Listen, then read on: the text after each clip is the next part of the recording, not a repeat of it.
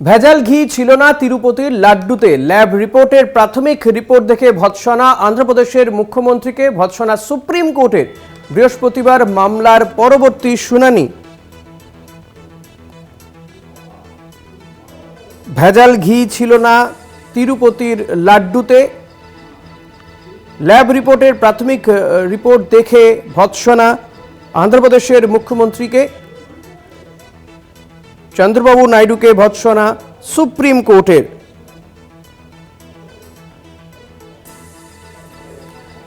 আমাদের প্রতিনিধি পল্লব চট্টোপাধ্যায় রয়েছেন টেলিফোনে। পল্লবদা, এক্ষেত্রে সুপ্রিম কোর্টে কি বক্তব্য? সুপ্রিম কোর্টের কাছে আজকে তিরুপতির ল্যাব টেস্ট রিপোর্ট এটা যে পেশ হয়, সেই ল্যাব টেস্টের রিপোর্ট অনুযায়ী বিয়েতে কোনো রকম ভেজাল ছিল না। এই রিপোর্টটা প্রাইম অফিসে অবজার্ভ করে সুপ্রিম কোর্ট জানিয়েছে যে এই এটা এমন একটা বিষয়, সেটা এভাবে জনসমক্ষে অভিযোগ আনাটা যুক্তিযুক্ত কিন্তু হয়নি। কারণ এর ফলে বিশ্বব্যাপী তিরুপতির ভক্তদের মনে একটা বিশেষ ধরনের আঘাত দেখেছি। দ্বিতীয়ত, চন্দ্রবাবু নাইডু যে অভিযোগটা নিয়েছিলেন, সেখানে তিনি যে রিপোর্টটাকে ভিত্তি করে অভিযোগ আনেন, সেই রিপোর্টটা হাতে পাওয়ার পর তার 2 মাস বাদে তিনি অভিযোগ আনেন যে পূর্বতন রাজ্য সরকারের আমলে এই ঘিয়ে ভেজালের বিষয়টা দেখা দিয়েছে।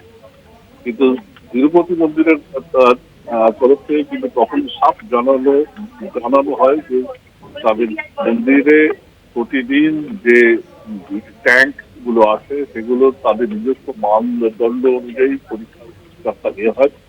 পরীক্ষা করে যদি বিন্দুমাত্র ভেজাল দেখা যায়, তাহলে কিন্তু সেই ট্যাঙ্কা থেকে ঘি না দিয়ে ফেরত দেওয়া হয়। এবং সেই বক্তব্যের সঙ্গেই কিন্তু মিলে গেল আজকের যে রিপোর্ট। কিন্তু তা সত্ত্বেও সুপ্রিম কোর্ট জানতে চায় যে এই বিষয়ে কেন্দ্রীয় সরকার কোনো আলাদা রকম তদন্ত করতে চায় কিনা। এই জন্য বৃহস্পতিবার দিনকে আমাদের পরবর্তী শুনানি শুনানির দিন রেখেছে আদালত। ধন্যবাদ পল্লবদা। কথা বলছেন আমাদের প্রতিনিধি পল্লব চট্টোপাধ্যায়ের সঙ্গে।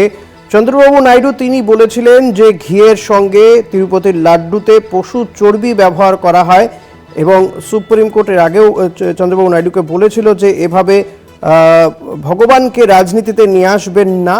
এবার যে ল্যাব রিপোর্ট, সেই ল্যাব রিপোর্টেও দেখা যাচ্ছে যে এই ভেজাল ঘি মেশানো হয়নি তিরুপতির লাড্ডুতে। ফলত সুপ্রিম কোর্টে ভৎসনার মুখে মুখ্যমন্ত্রী।